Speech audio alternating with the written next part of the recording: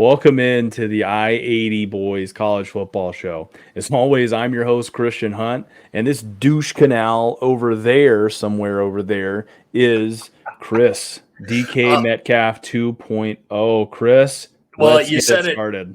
You said it halfway right. It's douche canoe, but you were close. No, this is Chris Vacha, your co-host of the I-80 Boys, also known as DK Metcalf 2.0 back in the day. Before DK Metcalf, mind you.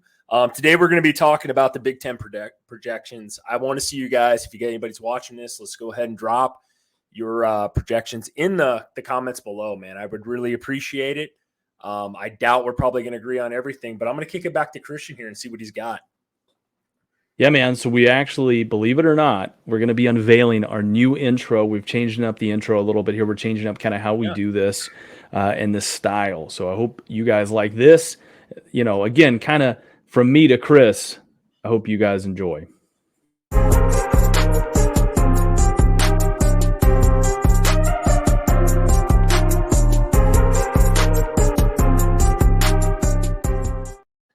Who's that kid throwing off the back foot, Patty Mahomes? Listen, I'm a little Brett Favre like there, right? You know, I really, and just like this, I'm kind of going off the back foot here. No big deal. No big deal at all here. Chris, like you said today, we're going to be talking about the Big 10 projections this year, how we feel the Big 10 is going to go. I'll lead off with it. Obviously, you'll know how we'll do it. Yeah, I mean, it's going to be a wild finish this year in the Big 10. Again, this is just our projections. Feel free to comment down below. Let's see where we can go with this, okay? Yep. All right, so first off, here we go. So we'll do the overall Big 10, and then we'll reset, and then we'll go for East and West here. We'll get that figured out for you as well. So rounding out at number 14 here. Okay, rounding out at number 14 here, I've got Northwestern. I think we can probably both agree there. That's a situation where Pat Fitzgerald, he's got to win. I mean, this is a win year now mode for him. I don't see how they finish mid-tier there. That's going to be very, very difficult. Next up at number 13, I've got Indiana. Tom Allen up there is losing a quarterback and Connor Bazelak. So, you know, Indiana's going to have to figure something out. I mean, they have to start playing relevant football. They have to start playing relevant ball outside of basketball season. You know, yeah, that's the big thing out there. Next up, I've got Rutgers. Okay, now Rutgers, I like Greg Schiano. I think every time he's at Rutgers, man, he does a great job. Now, the last time he was at Rutgers, they weren't in the Big 10, right? They were in a much weaker conference, if I remember right. So, comparatively, it was a little different. So I think this go around, though, I think he's going to get Rutgers from a basement dweller in the Big 10 up to probably be a more mid-tier team up there. I kind of like him. All right, next up on the list, and this might be controversial for some people, Purdue. Listen, I like Purdue. I think Purdue can do some good things. They're getting a transfer quarterback in Hudson Card. They also get a new coach over there, if I'm not mistaken, this year. So we're going to see what they can kind of do. I mean, look, you got to remember, last year, Casey Thompson transferred out of Texas to Nebraska. There was a lot of expectations there. There was a lot of things. I think he had a great year, and I think Hudson Card will have a great year. I think he'll have some inconsistencies. Highly recruited. Yeah, I think he's going to be inconsistent at times, right? That's the big thing, is he gets really hot and then he gets really cold, if I remember correctly, right? Yep. All righty. Let's go into Maryland, right? Next up, number 10, Maryland. They got the Tagovailoa kids coming back. I mean, again, their big thing is really most of these teams, you could really make the argument. The biggest problem is probably defense. I think Maryland and getting the little brother of Tua back, I think that's going to be a pretty big thing for him, though. Next up here, we've got Illinois. Illinois, right? Yeah, I said that right. You did. Just making sure. So what happens? That's what I was gonna say. That's what happens when you get a fucking Southerner up here talking, man. Just can't pronounce it right. No, I'm dyslexic, like Alexis, Texas. You know what I mean? Good Lord. We won't get into her, but that's another podcast, right? Yeah. So, no, I like Brett Bielema. He sort of, to me, what Brett Bielema does over there is kind of like what Greg Schiano and Rutgers do, but I think they do it a lot better, in my opinion. coming in, cracking in at number 8 here in Minnesota. I like PJ Fleck and what they do. They are losing a really talented running back, if I'm not mistaken, correct? They do. Ibrahim's gone, man. He's gone. Ibrahim's gone. Crazy good running back, dude. Love watching that. He ran hard. He also got about like 40 fucking carries a game, which was unheard of in college football nowadays. You know what I mean? That kid, they pounded the football with that dude. Just absolutely ridiculous with it. Yes. Yep. I think the other side of this, Chris, and this really sets up here for me, for Minnesota, is PJ Fleck's a great coach. I think he can reset a little bit. He's always a good coach, and he always is. He's kind of like Pat Fitzgerald, if you will, a couple of years ago, where you would say Pat Fitzgerald, he reloads. That's all he does. He just reloads. Yep. It's not that he gets the most talented guys out there, but man, does he manage that really well. Yep. No, he does. And like I said, to interject here, but like guys buy into him, man. They do. I mean, you can see it with his team. Every Minnesota team I've watched since he's been there, man, they've put out some talent, NFL talent as well. But I mean, like they really truly believe in that guy. He's a good coach. I like Minnesota as well. Perfect. Let's get in here at number 7, Michigan State. Ooh. Listen, Mel Tucker does a fantastic job at Michigan State. I mean, he's kind of has the disfortune, I feel like, to be over there in the Big 10 East, and it's just a tough thing. But, you know, Mel Tucker is one of those guys. He's always going to have his teams competing. And, I mean, he's a defensive guy. I like that. I like when you get a defensive guy in this high-tempo offense era of football that we're in now, right? To me, I really like when you can get those kind of guys, especially in the Big 10. Okay, next up on the list here, we've got the Iowa Hawkeyes, your favorite team, right, Chris? Oh, hell no. And you're doing them a favor by putting them there. I'll leave it at that. Right. We're putting them at number 6. Look, Kirk Ferentz, and more importantly, you know, his son there, the little Ferentz, they got to figure something out on offense. Now, they got Cade McNamara transferring in from Michigan. Yep. But I've always said this. I don't think that they were just a quarterback away. I think there was a lot of other positions that they're normally really shore up on that they got to get figured out. Again, they got some young pieces there, if I'm not mistaken. They got a young running back who's pretty good, and Caleb Johnson. They got some pretty good pieces, I would say, around them. But they got to get some other stuff figured out. All right, next up on the list here, we've got Wisconsin, and a guy, a guy you're really high on over there is who is that? Who's the guy you're high on over there? Bro, like you delay and pause, like you don't know. They got Luke Fickell, who is a guy. Yes, I'm a Nebraska advocate. I thought he should have been pursued harder here at Nebraska. Now, don't get me wrong, we're not getting into the skirts here too much, but I did like him a lot. I thought his fill-in time at Ohio State, he did a great job. I think that kid can coach, or kid, he's not a kid. He's a guy. He's a grown-ass man, but I think he can coach. And I think Wisconsin based a lot of their program, you know, off the Nebraska program with Barry Alvarez back in the day, right? Barry played here back in the early, was it 70s, whatever it was. And I might be off on the timeline there, but like they literally stole a lot of the shit that we do. If anybody watches Wisconsin, they play a lot of smash mouth football, kind of reminds you of that 90s style. You know, Nebraska tough nose, crazy good defense, pound the football, ball control team. I think Luke is that way too, even what he did at Ohio State. So, yeah, not to interject too hardcore here on that one, but I do really like Luke Fickell. I know he's a new coach with a new team. Wisconsin, I know they sucked last year, but they got talent on that team. So I'll leave it at that. Yeah, absolutely. And I know you had said that he was a kid, and compared to you, he is, you old fuck.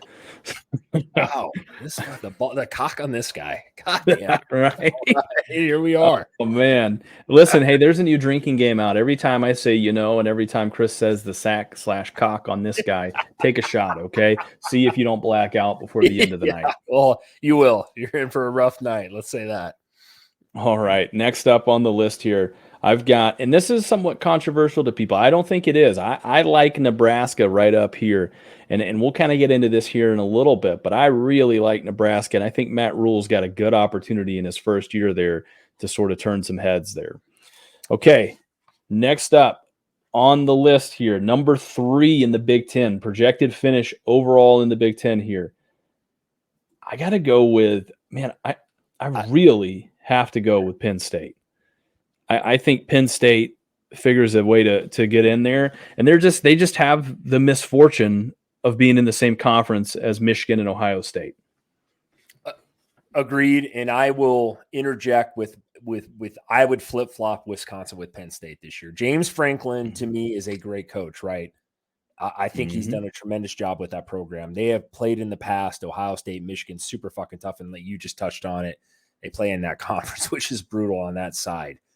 But last year was a year that I thought they should have been better and shown up bigger, I guess, if you will, in games. And I wasn't as impressed.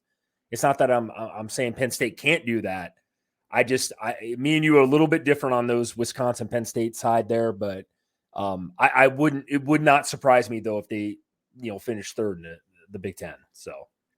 Yeah, and I might be a little bit higher on Penn State. I was driving to work when I was kind of putting this list together and just sort of sat down, right? Not after this, probably. Yeah. Listen, I was driving to work thinking about this, and God, man, doesn't Penn State always seem like they have some electric quarterback that's really highly rated that comes to Happy Valley that they do? Just kind of is okay. And they've got Drew Aller, by the way, who's a pretty damn good quarterback that's coming in. That's going to be their quarterback this year. Right. No, and they do. And you said it perfectly, Christian. They do. That's a problem.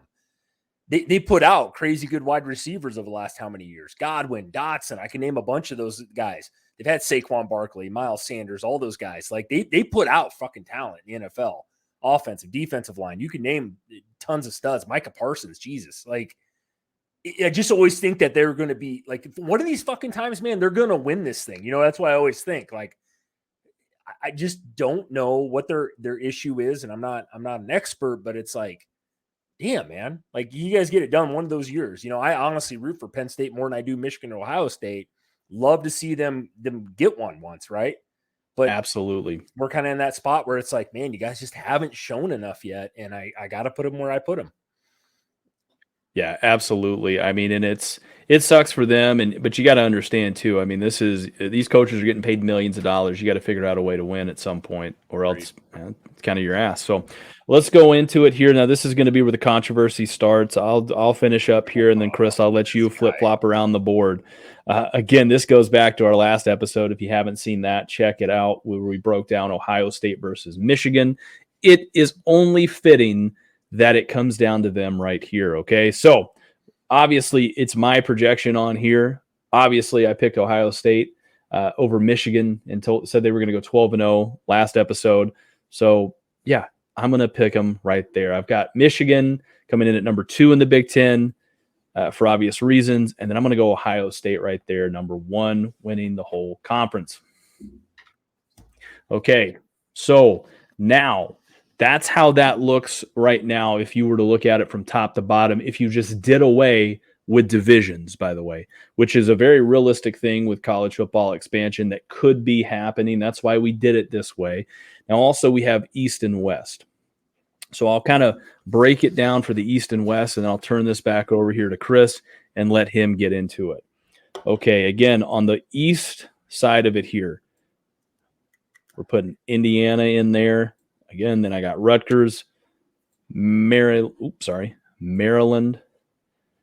We've got Michigan State, Penn State, Michigan, Ohio State. And then, yeah, pretty much the rest of it looks just like that.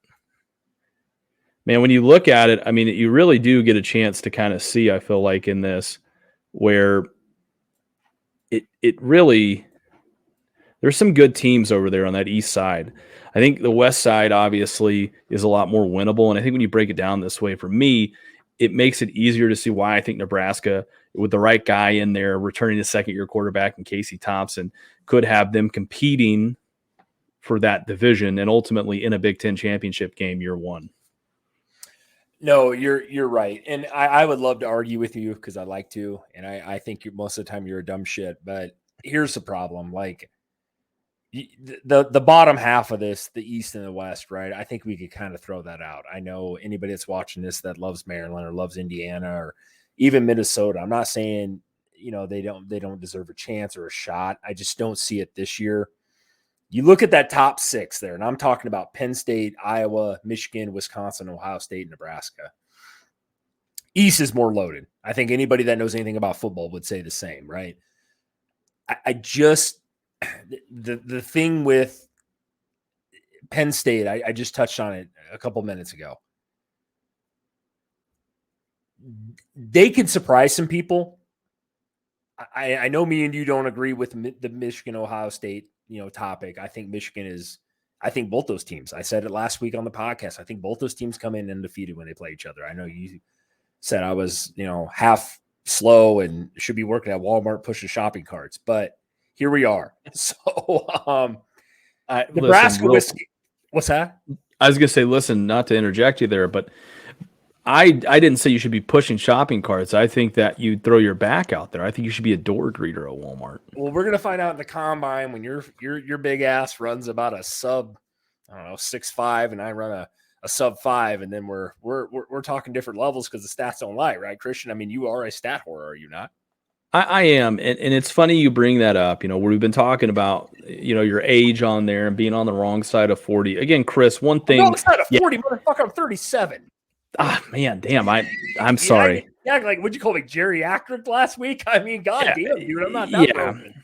Well, you're not yet, but in the event that you do become that way, I have been looking up some retirement communities out there in the Lincoln area for you. Okay, there is Savannah Pines Retirement Community. You might want to give them. I like this. I want to like this. I like this. You might want to give them a call. You can get in touch with them. They have such amenities out there. And here's the thing. Right? Jesus, dude. They're all inclusive here. You've got the generic stock photos of people that definitely have never been in a retirement community. That woman is probably who you'll end up falling in love with when you get there, Chris. I mean, dude, they have full kitchens. I mean, they have a country kitchen buffet somewhere. What's not to like? Holy shit, that applies here. Wow. So I guess we got into that. Anybody that's watching, I apologize. We have to hear about Christian's future plans for me. Just wait, tune in, please. Actually, while you're at it, go ahead and comment on who's going to win this freaking 40-yard dash and this the 225 bench press and who could throw a fucking football further. I will dominate all three. This guy's much. Yeah. How old are you, Christian? I mean, you act like you're 15, but what's your age? Bro, I'll be 28 next week. Okay, so you're 11 years younger than me. Watch me dominate this kid. Actually, I take it back. It's terrible math on my part. I wonder why I didn't get a 4.0 or anything. He's 9 years younger. But here we are. To get back on topic, that was, by the way, that was classic, by the way. That fucking threw me for a loop. But no, I will say the West is up for grabs to me, right?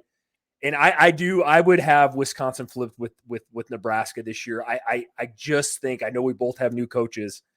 I just, for some reason, have a feeling in my heart. I don't have any credible evidence to overturn that. And I'm a Nebraska fan, obviously a diehard, but I just see Wisconsin winning that game and being at the top of the conference at the end of the year. Do I hope Nebraska's there? God, I hope so. But if I had to draw it out today, it pretty much looks like what Christian projected here. Just those differences in the Michigan-Ohio State flip. So Penn State, I do think is going to be better than what people think. I also give them a lot of credibility just on years past. And James Franklin is a guy I like a lot. I just haven't, they always have the talent to compete, just never come through on it. It seems like to me personally. So I can't just pencil them in. Maybe they do beat Ohio State. Maybe they do beat Michigan, and that changes obviously. But I mean, these are very similar. I don't see the bottom six there, and I'm not knocking anyone that's a fan of those teams. I just don't see it happen this year.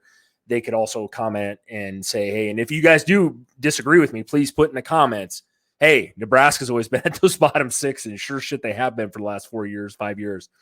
I probably wouldn't find a lot of information to disagree with you. So, but I'll leave it at that, Christian. Go ahead, brother. Yeah, this brings up a really interesting question too for you, Chris, that I want to know now.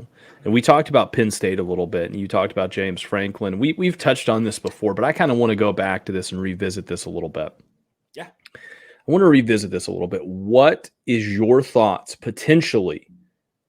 Okay, let's fast forward. Let's hit the fast forward button. Let's say in this scenario, right? Let's say in this scenario again, we flip flop this back around. Just even right here. Okay, let's say you are right. Michigan somehow it wouldn't be crazy, but they end up winning. But Nebraska wins the Nebraska wins the Big Ten this year, or they win the Big Ten West this year. Would it be super crazy to sit there and say Matt Rule jumps? Yeah, Matt Rule jumps. He's a Penn State guy. I mean, through and through, that's his team. I mean, that's the hot thing in college football now. What would, to answer your question, because I kind of knew you were going with this. Yeah, I would, man. And this maybe is a hot take. And like I said, we're speaking hypothetically here about this, but like, I honestly think though, I love, and I have had to complete, and I'm a stubborn fucking person. I was born in May. I'm a bullhead about shit, but like, he has really changed my mind about who he is and what I've seen in the last couple months about the recruiting he's done here in Nebraska. And yeah, it's easy. You could say, well, you're from Nebraska. It's easy to get on board, right? No, I'm super critical of him. Man, he's done a great job. And I guess to answer your question more than anything here is like, I don't see him staying here for a long time. Do I think he's going to turn the program around?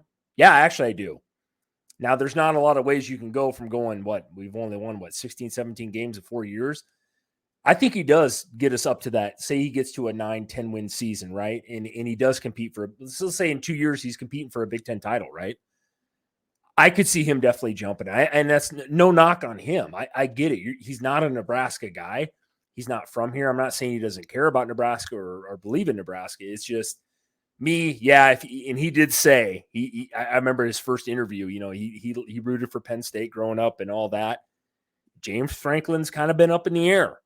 He's done a great job at Penn State, but he hasn't brought him to the promised land, right? I could see Matt Rule, hypothetically, maybe in a couple of years, we go back on this podcast and look at this and us talking about it. And I think you kind of agree with this, Christian, if I'm not wrong, but like you could kind of see him bringing Nebraska up. And he's been, Matt Rule, that's kind of his history, taking, not good teams and taking them relevant and bringing them up to the Big Ten title, whatever title game, Big 12 back with Baylor and all that.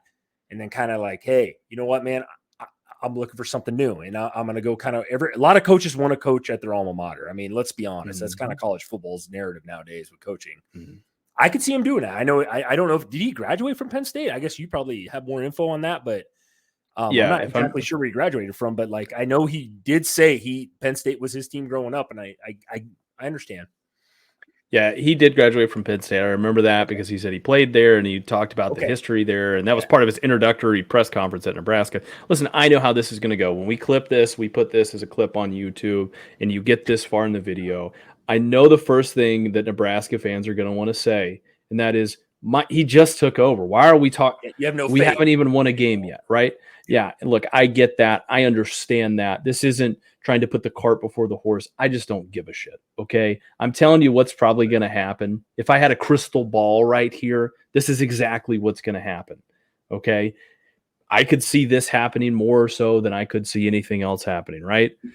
If you think about it, right. Josh Heupel, if Josh Heupel, if over at Tennessee, who would get Josh Heupel? Oklahoma. In a similar situation. The only reason he would ever leave, in my opinion, the only reason he would ever leave Tennessee would be to go to Oklahoma, right? Yep. His alma mater. Yep. And they would have to pay him some more money too. Obviously, it's not going to be a cheap thing. So money talks, and I think loyalties talk as well. So for sure. But Christian, I'll throw it back to you to interject here. But like, if you graduated, let's say you graduated from Georgia, right? Like Kirby Smart did. You went to Bama and you won multiple national titles as the coordinator and all this bullshit, right? And they offered you, say, hey, come back. You know what I mean? You would too. I mean, that's no different. You're high school. We're high school guys, but I mean, you would too, right? I mean, that's your home. That's your people, essentially. Like, you know what I mean? Like, I get that. I would never be mad at Matt Rule if this does happen. And I hate to say this, I kind of hope it happens because that would make Nebraska, for me as a fan of Nebraska, relevant again, right?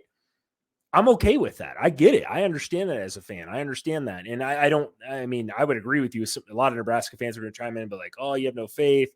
Maybe he really, truly loves Nebraska. And maybe he does. But I'm just saying, like, if we do get to that point, I 100% agree. I just always kind of had that feeling like with him since we hired him, he's good at turning programs around. He's got to get his name relevant again, right, in college football because he's been out of it for a few years. He was at Carolina with the Panthers. Didn't do so hot, right? They got rid of him. He's still getting paid a shit ton of money, by the way. That is something I think that, hey, I want to end up back at Penn State. And I get it, man. I'm not going to argue that point. I know you're not arguing with me, but like that's something I would understand if I was in his shoes, essentially. 100%. And Chris, that actually brings up, to me, that actually brings up another good point. I want us to kind of, before we get on to the next topic here, there's one last thing. I want to keep it parked right here for just a second. I want us to take a look at, you'd mentioned this bottom 6 here, right? So yeah. I think we can, if we were looking at this, how this tier maker list should normally sets up elite, bad, whatever. I think we can all agree, hey, just looking at this, these teams right here that I'm sort of hovering over, Michigan State, Penn State, Iowa, Minnesota, chances are they're going to be probably middle of the pack. I don't think they're going to compete for a Big Ten championship. But I think these 4 teams right here have the best shot at it. I honestly think, again, these bottom 6, and you had mentioned these bottom 6 schools right here. We agree on those, right? Some of these up here we don't agree on so much. That's fine. But my question to you is this: of these bottom 6 schools here in the Big Ten, who has a chance to surprise some people?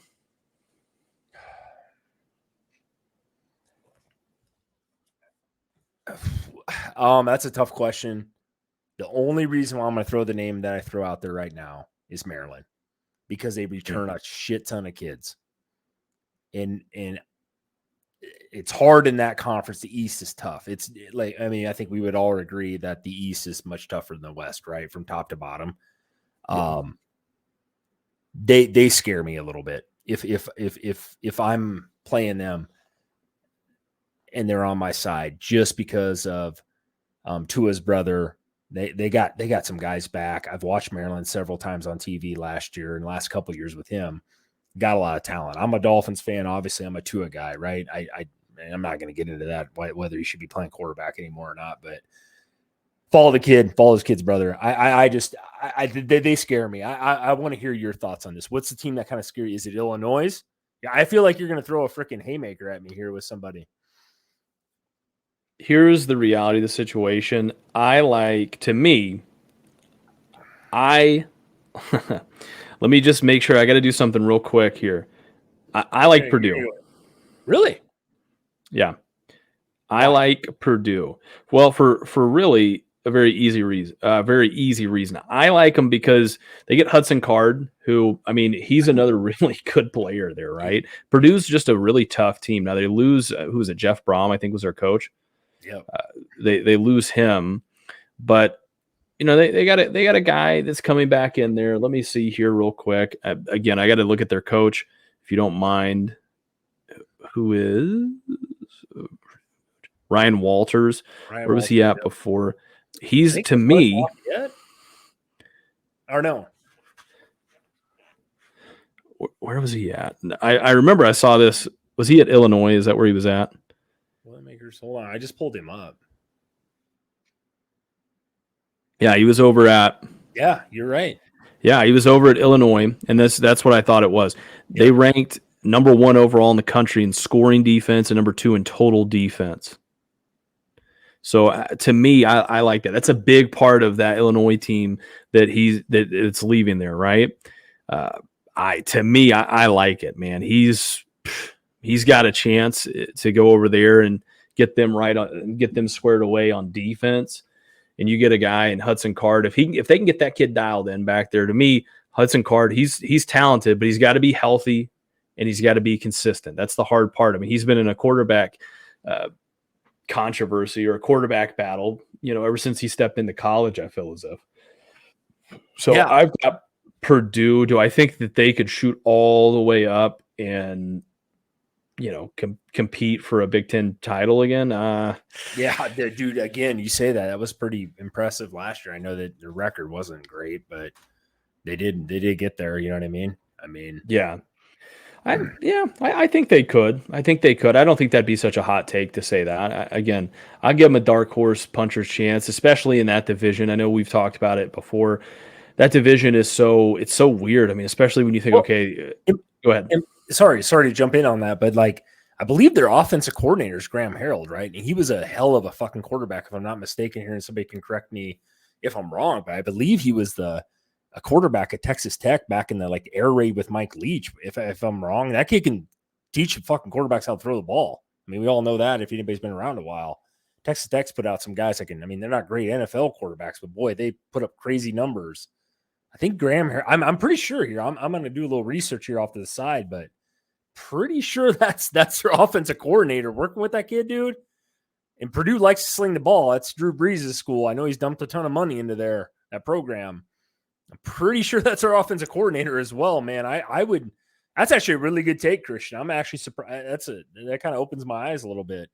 Purdue can move the ball around, dude. If things all go accordingly. Yeah, I'm pretty sure that is too. I'm trying to figure that out right now. I mean, yeah, Graham. I'm pretty sure that's him. Well, if it is, then yeah, that's. Yeah, I mean, here I Google that. Yep, it is. Graham Harrell, again, he comes out of that Mike Leach, like you said, air raid offense. Air raid, all day. Man, yeah, they put it up, and that's right. In terms of what they did last year, that's pretty on par with it. So that's actually not a bad move. It's not like you're going from, Paul Johnson to Jeff Collins or something crazy like that, right? Where you're trying to go from running the triple option, wing T triple option to throwing the ball a bajillion times a day. Yeah, I know Graham Harrell, man. If anybody remembers him, I know Christian called me an old fuck, I believe was his terms. I do remember Graham Harrell playing at Tech, man, and he was under Mike Leach in the air raid, dude. Motherfucker, I think probably still got some records, bro. That guy slang the ball, and I know that was their offense, running 80 plays a fucking game or throwing it 80 times a game, but still, like if he brings that type of philosophy, I'm sure he's just like any student of a great teacher. You're going to implement that. And Hudson Card's not a bad quarterback, by the way. That kid was highly, highly recruited. So, dude, didn't Graham Harrell, didn't he end up on one of the NCAA football games one year? Like on the cover there? I know he played with the Packers for a short stint. He was in the NFL for a little bit. I mean, put up crazy numbers, though. That's my point. Like, I mean, just because you're a great college quarterback doesn't mean you translate into a good NFL quarterback. We've seen that a ton of times. But man, that's interesting. That's a really nice take, Christian. I like that. I did not know that. And I know I kind of brought that part of it up when you said Purdue, but I'm like, shit, man, I forgot about the Carb kid. And like they did it. It'll be interesting, man, this year. The Big 12 kind of, Big 10 East or West is going to be a fucking toss-up this year, kind of. Nebraska, Wisconsin, everybody's probably thinking that they're going to be up there, but there definitely could be some teams that just kind of like the Big 12, as I just accidentally mentioned, throw a dart at a dartboard. Yeah, I totally agree. It's going to be a big salad tosser this year as far as where that finishes. I also agree with you, too. I'm sure you're in a toss of salad.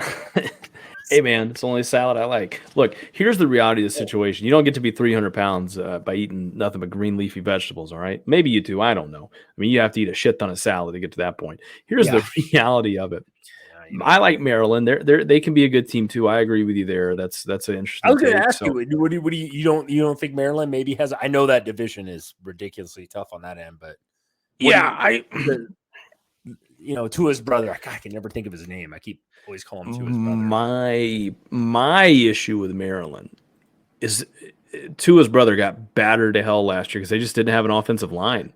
I mean, too many times late in games they kept it close. It was a one possession game, but they had to sort of open it up a little more, and he got rocked. I mean, he got right. I mean, it was kind of like, you're a Dolphins fan. You know exactly what happens in that family. I mean, and that's not making light of it either.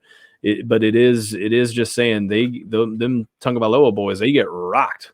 So you got to invest in an offensive line if you're at Maryland. And I just think especially in this conference in the Big 10, you got to the defensive fronts that you face, you have to be prepared week in and week out to be able to go to war, especially on the offensive side of the ball.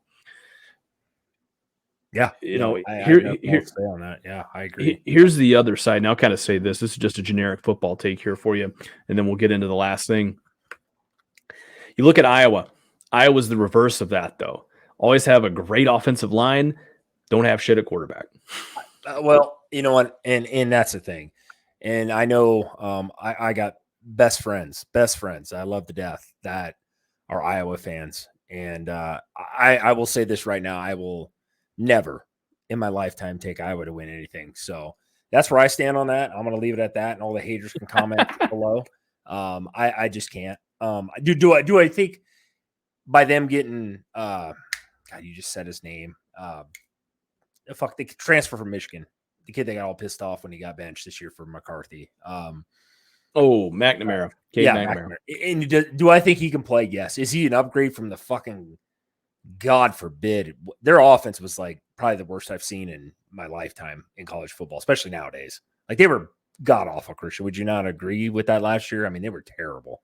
One of the worst productions I've ever seen at this level. Woo! I mean, I've seen schools lose to like FCS schools before. Like, you look at Nebraska when they lost to Georgia Southern, or they lost to, or they almost, it was a close game against, what was it, North Dakota State? Mm-hmm. Or was it just North Dakota? I can't remember what school it was, but it was like one of those North Dakota schools there. Yeah, it wasn't North Dakota. Yeah, you're right. It was North Dakota, and it was a close game into the third quarter, but at least Nebraska was able to score some points there. Yeah, that's the thing with Petrus last year. I didn't know whether or not that kid, and I'm not knocking this dude, but like, I'm sure he tried, but I mean, he looked like a bottom tier NAIA third string quarterback. I mean, I'm dead serious. I mean, it was that bad last year. There was memes and jokes going around, obviously, but I mean, that kid, they were terrible on offense last year. Like, I don't even know. Terrible doesn't even justify how bad they were on offense. So yeah, McNamara is going to help it out. And Iowa's always had that strong, run the ball first, super stud defense, always put out a ton of offensive linemen, D linemen. I just don't see that that's enough in this conference. Now, if they're playing in the Big 10, or excuse me, the Big 12, different. But I not in this conference. Not the play style that they really excel in. No, 1,000%. And look, in this age, look, back in 1916, I had to look this back up again. Back in 1916, Georgia Tech, okay, not Georgia, not my Bulldogs, the beloved Bulldogs, but Georgia Tech beat Cumberland 222-0. And that was probably before the forward pass was even invented. I know someone's going to fact check that and probably go down there and say, no, it was invented. And you on this, I mean, you are a stat whore as a kid. I try to get down with the stats. So anyways, let's turn it back over here. We're going to have a hot take. We always love having hot takes around here. Again, this is not our opinion here. This is just something we saw floating around. We wanted to touch on it a little bit here. Brought up a good sort of topic here to segue into. Hot take: Florida coach Billy Napier is fired if the Gators have a losing season. What do you think? Yeah, I do. They were 6-7 last year. It's not good enough. The SEC, I know, is a competitive market.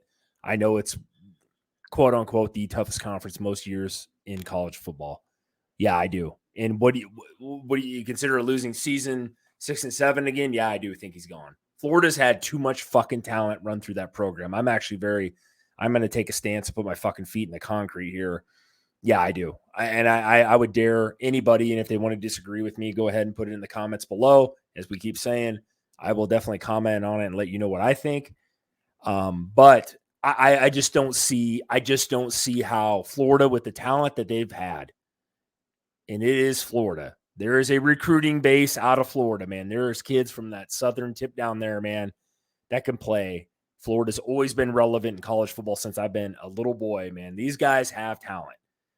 And I 6-7 last year. You had Anthony Richard, AR-15, bro. He's in the combine right now. Some people are saying he's the best quarterback in this draft. Kid, I seemed like he threw 13 passes last year though and got benched. Like there's too much talent down there. And I'm not saying Billy Napier is a bad coach. He's a quarterback's coach, obviously, but they got to be able to produce something down there. The SEC right now is to me is a little bit up the grabs. Bama's not dominating like they were. Would we agree, Christian? They're not. Georgia's kind of running the show, right? Your boys, the ones that you've been dick riding forever. There's a difference there. So they can challenge. I think they should be able to challenge LSU this year, who I think is going to be very, very good, by the way.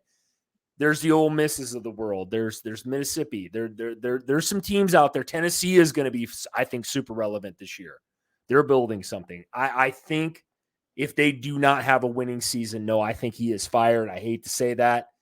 I just think Florida, the name, the brand, the team, there's just too much there. I really do. 1000% agree with you there. Look, you said it best. Look, I know we don't always disagree, by God. This feels like kissing my cousin, not your cousin, who I do kiss. Whoa. I'll say it again. The cock on this guy, man. This guy paid over the internet, Mr. Keyboard Warrior here, but go ahead. Listen, Twitter fingers, right? Look, here's the reality of the situation. Like Chris said, they went 6-7 in Billy Napier's first year. Look, I'm not trying to say anything negative about that, right? That's neither bad nor is it good, right? I'm not saying that, hey, we're expecting him to win the SEC in his first year, right? And I'm not saying that it's not easy to win, but in today's society, right, in today's landscape of college football, they want you to win by year 2. So year 2, year 3, you have the most pressure. I want you to think about something here. Brian Harsin at Auburn. This is kind of what this reminds me of. Ironically, you know what Brian Harsin's record was his first year at Auburn? I don't. 6-7. I was going to say it was below 500 would have been my guess. He was 6-7 his first year at Auburn. Then guess what happened his second year at Auburn? Going into his second year at Auburn, he lost his quarterback, one Bo Nix, who transferred to Oregon. Oregon is looking hot over there, bro. Looking hot. They are. Like I said, they're the sleeper team. My Pac-10, 12, whatever you want to call them, favorite. Now, Chris, who was Florida's starting quarterback last year? Well, it was AR-15. Okay, and is he coming back to? Is he coming? Combine, bro. Okay, that's what I thought. So they also lost a quarterback, right? Absolutely. So 2 things are setting up here again in this league. Here's what it says to me. All right. Ultimately, Brian Harsin went 3-5 this year before he got fired midway through the season, or a little over midway through the season. You know, here's what it is, and this is what I always find funny. When you win, those rumors, they start getting delayed, right? All those rumors of misconduct on the recruiting trail, all those rumors about secret affairs that are going on campus start getting delayed. The tampering, the McDonald's bet, all that stuff just somehow is sort of swept under the rug when you're winning. But when you're losing, how quick does that stuff come to the light? And that's the reality there, right? That's the reality that you have to look at with this. Look, if they start getting through halfway through this year and they're well below 500, you get 6, 7, 8 games in here, right? And you've got 3 or 4 wins. If there's any wrongdoing, and it's hard to run a program the right way in today's day and age, right? Yeah. Look for some rumors to come out. Whether they're true or not, we won't know. And whether all that stuff that happened at Auburn was true or not, we don't know. Again, they're allegedly that stuff happened, right? Now, I'm not saying that anyone cheated or anything like that. Just say what? You got to use the word allegedly. You got to use the word, bro. You have to look at Pat McAfee, brother. Yeah. So that's my take on it, right? Is you got to look at that. You have to say, okay, look, Florida has got to have a winning season this year. That's really what this all boils down to. You have to have a winning season. If he goes 6-7 again this year, do I think that they keep him? No, I certainly don't. I think 6-7 is not going to cut it at a top tier like a program like Florida, especially not when the school that is one of your most hated rivals. Okay, the annual cocktail party, world's largest cocktail party. Yep. Georgia is coming off of 2 straight national championships. You just can't sit there and say, hey, another Saban dynasty is starting to be born over there from one of our other hated rivals, and we're just going to sit back and be cool with 5-6 win seasons. It's just not going to happen. Not at a program like Florida, not at a program like Auburn. It's not ever going to be tolerated at this level of college football. No, 100% agree with what you said on top of my statement. It's not going to happen. What do you, even if they go 7-6, Christian, I'll throw it right back at you. If they go 7-6, for example, flip the script, 7-6, do you think he's still there? Yeah, I can see that. Again, you got to show some signs of improvement. I just don't think you can say the same or regress. One win is enough. If they go 7-6, chances are, well, that's kind of hard to say. I would say it depends. To me, it depends on the context of it. Because if they hit 7 wins, go to a bowl game, lose a bowl game, and get demolished, it kind of can change the trajectory of that a little bit, right? I agree. If they hit 6 wins somehow, go to the bowl game, he's not fired, he wins that bowl game, hey, that's a pretty good thing there. The other side of this, and this is worth mentioning too, by the way, is their quarterback position over at Florida. If I'm not mistaken, when Anthony Richard straight dipped, they lost some guys, didn't they? I mean, it seemed like, and again, this is not allegedly, this did happen. They had some guys transfer. They had some guys that got arrested for certain things. I'm not going to talk about that. Not going to comment on it. You can look it up. Who is their quarterback this year? Oh my God. I know who it is. He came from Wisconsin, right? Yes, it was, oh my God. I gotta go. Oh Lord. It's Anthony Richardson once he went out. Oh my God. Yeah, this is terrible. We're not on top of this, but it's Graham Mertz. That's who it was. Yes, the Wisconsin. He was highly recruited by Bama. Graham Mertz. Yes, he was highly recruited for Bama. Wanted him really badly. He went to Wisconsin. I watched him at Wisconsin. I guess I never was as hyped up what other people thought about him, but he did beat him out. Richardson, that's the big knock on him. If you haven't been watching the combine, which is going on this week, you guys, this kid threw basically fucking 13 passes. You know what I mean? Like, he never threw the ball enough. So they brought in Mertz, and he just, I guess with, again, we'll end this quickly with my statement here, but I just don't see Florida keeping this guy unless he wins 8 games. That's just me personally. And I'll leave it exactly right at that. 7-6. I don't still think that's enough with Florida's talent level. They got kids that can play. They got a lot of guys in the NFL every year that come off that roster. So that's where I'm at. I put that on coaching. I don't know if it's necessarily Billy, but it's come on, man. So I'll leave it at that, Christian. I'll let you take over for the rest of that. Yeah, and this is my closing statements on this. Again, when we're talking about Graham Mertz, we were talking about Graham Harold, right? Yeah. So that's what threw me off with it. Yeah. Too many damn Grahams over here. Call me Graham Cracker if you want to, by God. Listen, I will. This is right. Well, don't actually do that. Well, you look like a Graham Cracker. You're pretty soft and pretty edible, but here we are. So we'll be saying that when I tear a hamstring, okay? Right off the rip. 40. Yeah. Dang right, bro. You're be that guy. Listen, right away in the combine. Of course, you're that dude. Only combine he knows is a tractor over there. You fucking Midwest fuck. Listen, here's this motherfucker called me a Midwest fuck. Wow. Anybody that listened to this, please comment and tell this scrub from what are you from? Southern Georgia? Where the hell you're at? Where are you originally from? I am right now. I'm in Omaha. No. I know where you're at now. I mean, you've been married. Oh yeah, from Georgia, the Metro Atlanta area. By the way, I didn't agree with that when I met you, but either way, here we are. Of course not. Of course you didn't. Listen, here's the other side of this, and I'll jump sort of back into my take here. Look, here's the problem. If you go back and you look at Wisconsin over the last couple of years in the Graham Mertz era there, right?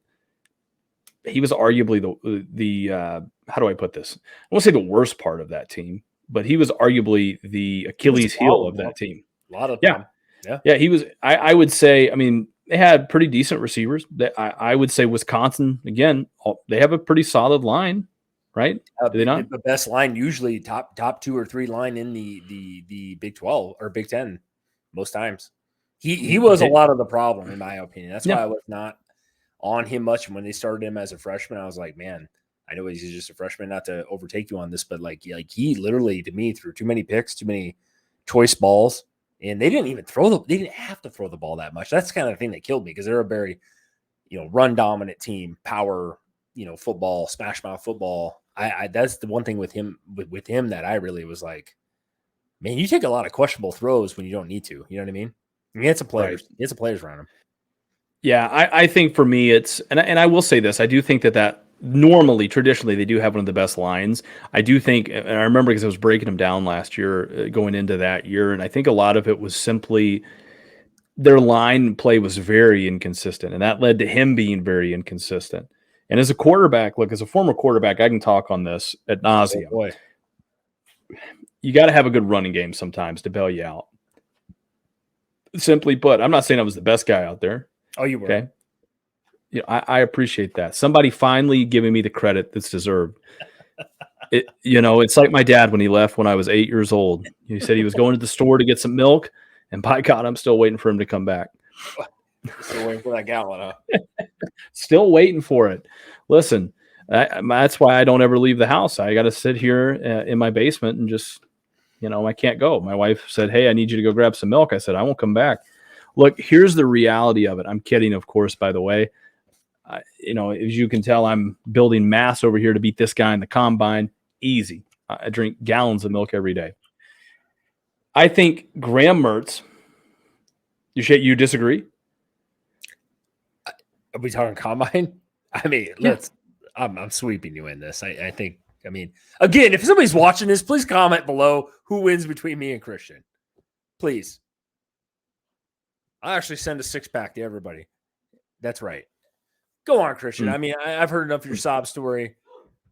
We all know you're living in your mom's basement down there in Georgia. Let's be honest. So let's go. Come on, bro. Well, let's be honest here. I mean, in today's game, you really do. And I will say this: I was not a mobile guy. I was all right, but I wasn't a mobile guy. I was more of a drop back, throw it. Let's get in a rhythm. Let's get it going. Very much like, in my opinion, like Graham Mertz is, right? He's a more traditional guy. He is. He's a pocket passer. You're gonna sit in the pocket and throw it.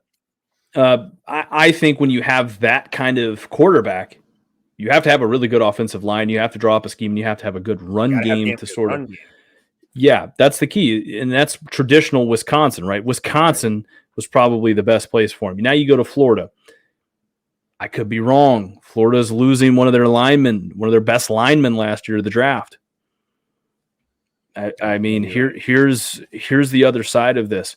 Offensive line play, especially in the SEC, can be very important, very, very important to what they're trying to do. And you're going to have to throw the ball. That's the way you look at all the teams that are relevant down there. You look at A&M, you look at Tennessee, Ole Miss, Georgia, LSU. Got to be able to throw the ball down the field. Yep.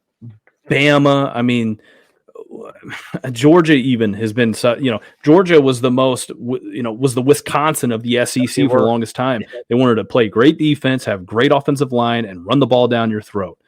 They weren't sexy at the quarterback position, but look at where they're at now. Yep. I mean, this is probably the most lackluster, and I think they're really good players at Georgia, in the running back rooms. I really do, but this is probably one of the most lackluster years they've had at running back for a while. Well, would you like to name off Georgia's running back room the last, 10 years? Todd Gurley, you got fucking DeAndre Swift. I mean, I'm missing another big name. Sony Michel, Nick Chubb. There's my boy Nick Chubb with the Browns. Yeah, I mean, my God, it don't get much better than that. That was what I've been calling DeAndre Swift. I mean, geez, dude, been running back fucking you out of there, bro. Like those guys, they put out backs, so you got to be able to have guys that can run the fucking football. Didn't they have Delvin Cook's brother, James Cook, out there? Or no, am I wrong? Yeah, that's who it was too. The other one. Yep. James, he was playing. He's probably going to start with Buffalo next year. Lord, they had Zamir White, Zeus. Jesus, yeah. There's the other one with the Raiders. Yes, yeah. Holy shit! I mean, just we just named 7 running backs, like 6 running backs. That, yeah. I mean that's the thing that you said that with playing in the SEC, you're going to have to be able to run the football. But man, it's getting to a point now. Like I'm going to take over your topic there. This year, fucking what's his bucket? Bennett had to throw the football. You know what I mean? He had to throw it, and he did. And he did pretty successfully. I don't think you guys had the best receiver class this year. You didn't have George Pickens out there running routes. You had a couple guys that I think are good receivers, not great. I'm not going to put them up there with George Pickens or fucking AJ Green or guys like that back in the day. But like you guys had you guys threw the football. Who's your tight end, by the way, last year? Brock Bowers. I mean, I love that kid, man. I think yeah. I know college football he was great. I don't know what he's going to do in the NFL, but no, I think he'll be Travis Kelce-esque, if I can say so. Yeah. He's got soft hands, runs really nice routes, got some size, man. That kid can catch a football. And that brings up a really good point you just brought up there, Chris, and that is the tight end position. Who's the next Kyle Pitts at Florida, right? Ooh, I mean, they just had him. So, if you don't have Tony, I mean, they had some guys on the. There's another kid, man. I could go NFL guys on you all day, but like, I Florida just doesn't like. They always have like this ungodly. There's teams in the playoffs that don't have as much talent as they do. You know what I mean? Offensively, especially. You know what I mean? Like it's like I just don't get, and I don't know if they've had enough like. What's the word I'm looking for here? Stability at head coach and be around a while to kind of develop. It seems like they're bouncing around coaches sometimes. It seems like there's controversies you hear about it all the time. I know it's Florida, but it's like, my God, if you guys could like put it together with the talent that they have. I mean, look at Anthony Richardson, AR-15 right now. This kid is being talked about as maybe the best quarterback in this fucking, combine, which is going on right now. I'm not trying to get into NFL, but well, then what the hell did he do in college? That's what I'm looking at. I'm like, well, nobody really knows this kid. You know what I mean? Like, you didn't do shit. At least Will Levis is who's in this combine, who I think is going to be the best quarterback. That's a take for another day. But, like, I at least knew of that kid. Transfer from Penn State. Rocket fucking arm. Josh Allen size. Can run. You know what I mean? You had Anthony Richardson. I think the kid got benched. That's what, like, is that coaching? Has to be. It absolutely has to be.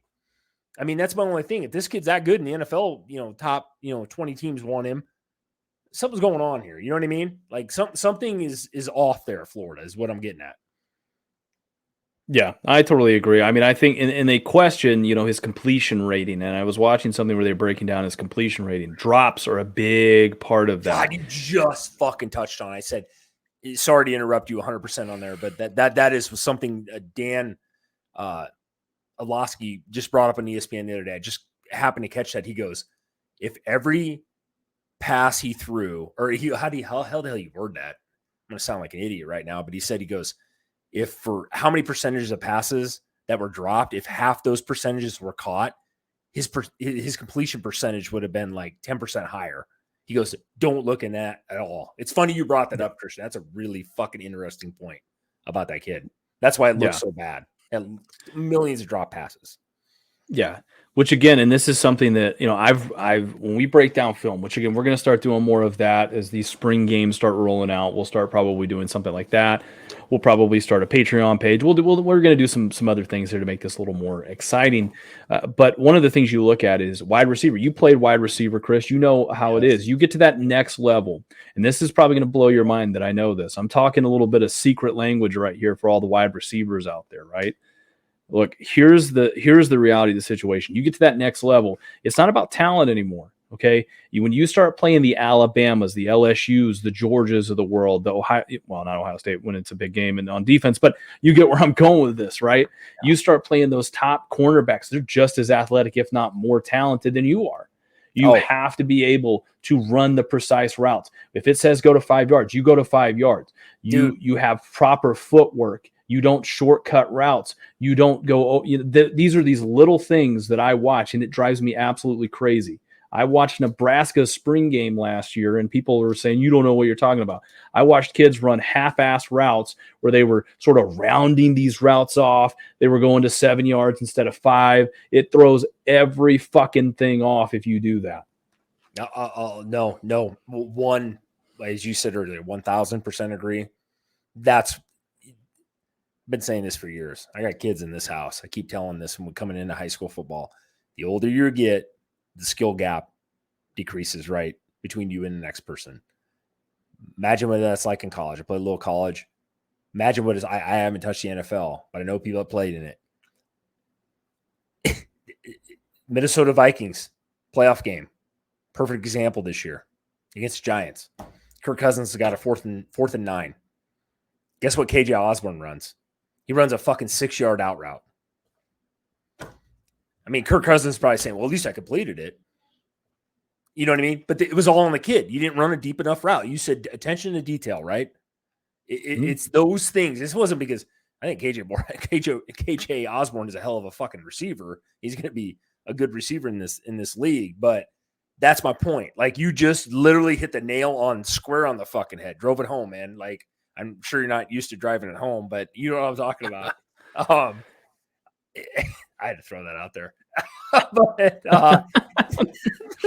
But you know what I'm saying? Like that's the thing, man. It's like the skill gap is so small.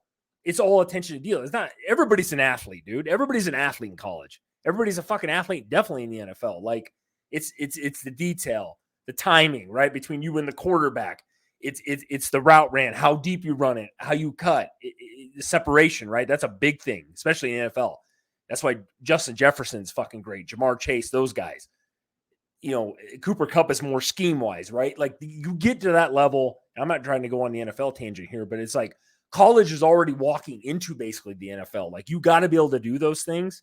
And that's where I think, like, a lot of kids aren't catching up to that right away. It's like, well, I got open on a, you know, it was a 4th and 9, but I got open on a 4th, you know, I ran a 7-yard route. Well, you ended up a half a yard short. Why?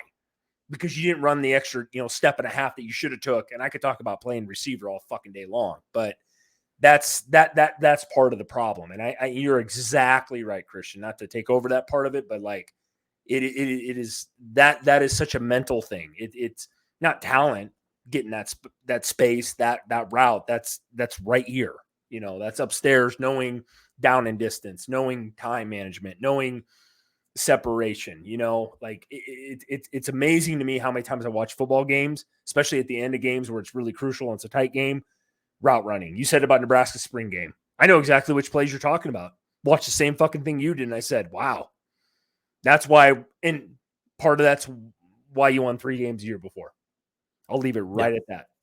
Yeah, 100%. And that's where it becomes really important for a couple of things in there. Number one, to practice and practice and practice until you don't even have to think about it, to be a really well-conditioned athlete. I mean, and this is just a lot of assumptions on there. I know a lot of people are going to say, well, yeah, but I mean, chances are if they're playing at the University of Florida. No, we just said, hey, look, these are these little things that most of the time when you're watching a game, right, you're probably watching line of scrimmage, quarterback, and back. You got to pay attention to the receivers. Look at the routes a little more. Get a little different angle, like coaches film on it, and you'll see a whole different game out there. That's exactly right. And it's funny that I just want to interject real quick on that. Like, it's funny, like how many people in this, you know, I've been around a while, watching a ton of fucking football my life, playing it.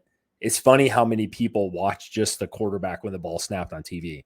You didn't watch the route being ran, right? In where he makes his break. Like, there's so many little intricate, like, receivers kind of a crazy little, you could do a whole fucking mathematical equation on a receiver, what they do, right? I mean, it's a very, like, playing cornerback, I still this day, I played in high school, pretty decent level. Like, it is very tough. That's the hardest position in football, right? The receiver knows where he's going. You don't, right? Like, there's so many intricate little things that happen there, and you're out on an island most of the time, unless you're playing zone. Like, it's a very different world, right?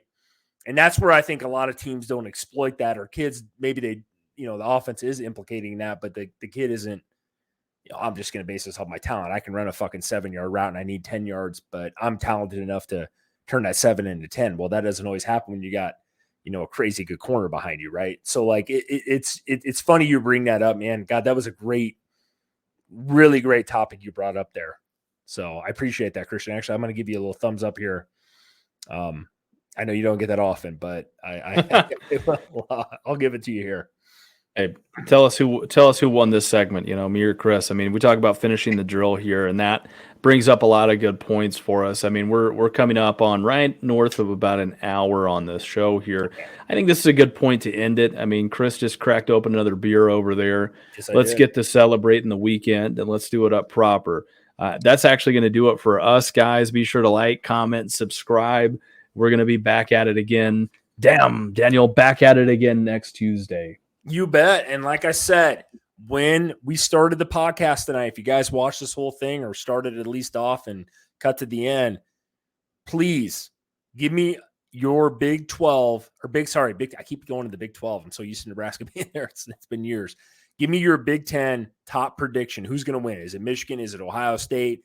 You guys think a dark horse, maybe like a Penn State comes through? God forbid, root on my boys, Nebraska. Give me your opinion. I will send you a fucking 6-pack of your liking. Trust me, I will do that. I appreciate it. Like I said, thank you guys for tuning in, listening to us two clowns talk, especially the one off to my left when you're looking on screen here. That guy definitely doesn't run a sub 640. If you think so, can't wait to see him proven on tape. That'll be very impressive, to say the least. So here we are. I'll end it with that. Like I said, thanks, Christian. Thanks for being the main host on this too. By the way, man, you do a great job. Appreciate it, man. Damn right, bro. No, listen, we're co-main host on this and sub 5 gang. You're the big dick, dude. You're packing a Pringles can, bro. Let's be honest. Mini Pringles cam. Say that once.